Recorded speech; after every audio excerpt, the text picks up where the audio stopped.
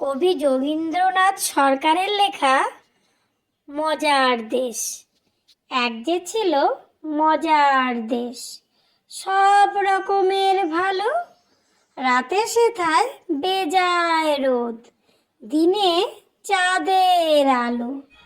আকাশ সেথায় সবুজ বরণ, গাছের পাতা নীল। ডাঙায় ভাসে রুই কাতলা, জলের মাঝে চিল।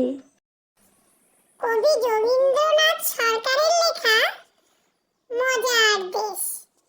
এক যে ছিল মজার দেশ, সব